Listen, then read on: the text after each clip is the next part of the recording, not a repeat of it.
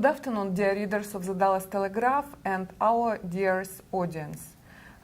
Today we are talking on the subject of citizenship with our good friend and respected lawyer in Dallas-Fort Worth area, Miss Lisa Schwamkrug. Good afternoon, Miss Lisa. Good afternoon. My first question would be, what are the difference between U.S. citizenship and U.S. green card holder status? That's actually a very good and very important question for people to know. The green card status is actually called legal permanent residence, and it's a misnomer. It's not actually permanent. Permanent residence can be lost under a variety of circumstances. Those circumstances could include being convicted of a criminal offense. It could include being outside of the United States for too long of a time. There's no black and white rule as to that. There are other ways that a resident can lose their status. Citizenship is a little bit more permanent. Citizenship could be lost in certain specific circumstances. Also, there are more benefits to being a citizen. The benefits would be that you could travel outside the United States longer. You would have the right to vote. You would have the right to run for some offices that you couldn't as a resident. And you would also be eligible for more benefits, public benefits, than you would as a resident. What is the difference between acquired citizenship and natural born? Okay, acquired citizenship is someone who was born outside of the United States, and you can acquire citizenship through naturalization, going through a naturalization process after immigrating to the U.S. and becoming a resident first. Sometimes people can acquire citizenship based on their parents having become citizens, typically before they turned 18 years old. Under current law, both parents would have to naturalize at the same time.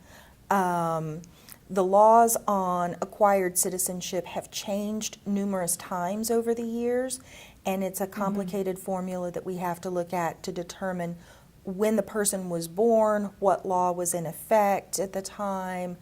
There are different requirements for each law. A person who has acquired citizenship or become a naturalized citizen would be more subject to that citizenship being taken away from them under certain circumstances. It's a process called denaturalization. Whereas a natural-born citizen is someone who is born in the United States, they're a citizen by birth. It would be much harder, if not almost impossible, to take away that person's citizenship.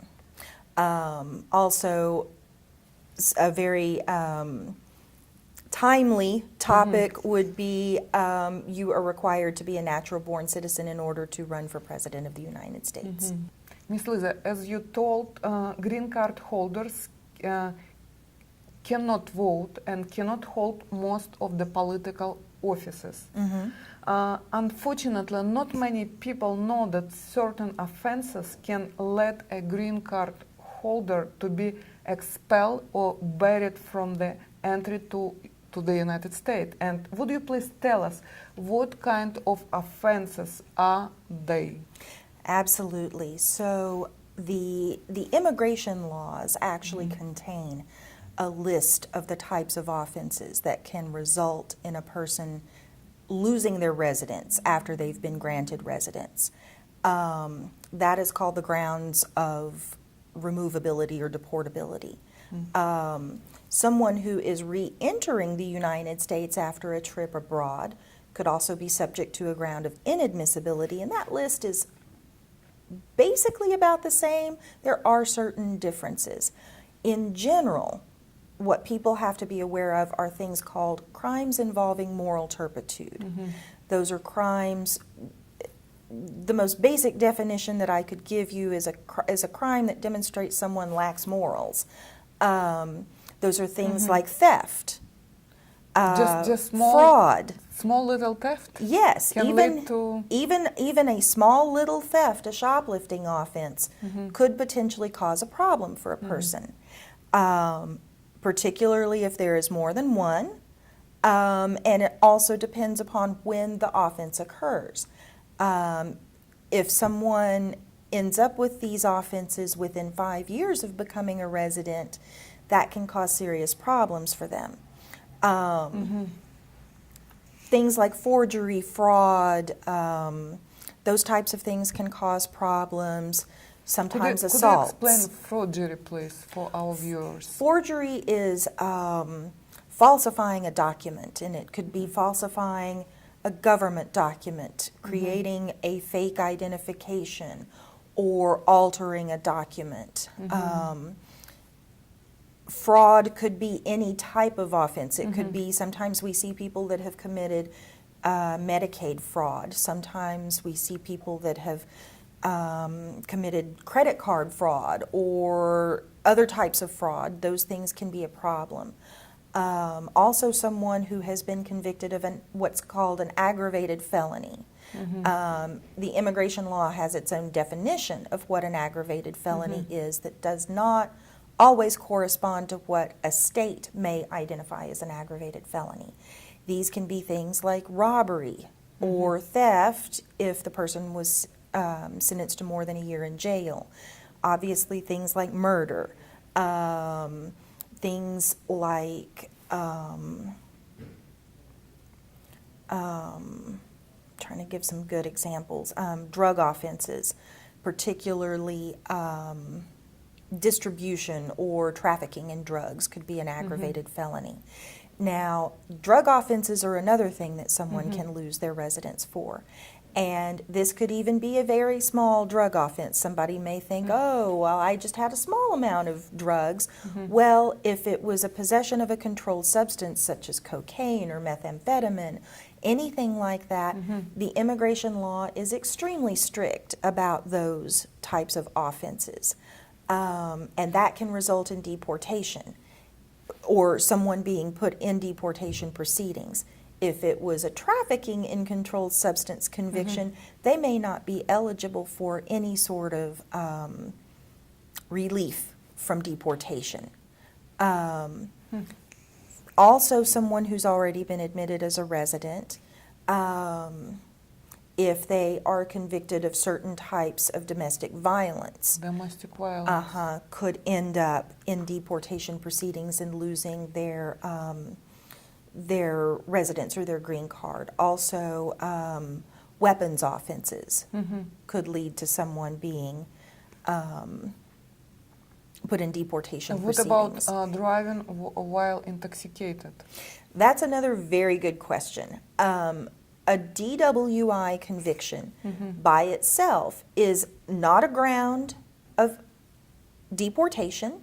It's also not a ground of inadmissibility to the United States for someone to obtain their green card. However,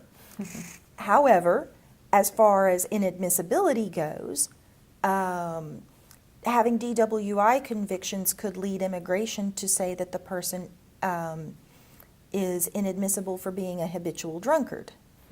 They could also say that the person lacks good moral character for being a habitual drunkard, which could impact a person's ability to obtain citizenship. DWIs could also be discretionary factors. If someone finds themselves in deportation or removal proceedings, then the judge or the DHS prosecutor, Department of Homeland Security prosecutor, could use DWIs as a discretionary factor. And we're seeing policy in recent years being much more strict about DWIs. And we're seeing the prosecutor's office being much more unwilling to exercise discretion in a person's case on the basis of a DWI. So even if it's not a crime that would land a person in deportation proceedings, it can be a factor in discretion. In discretion. Stay tuned for more of the Dallas Telegraph with attorney Lisa Schwamkrug on issues of immigration.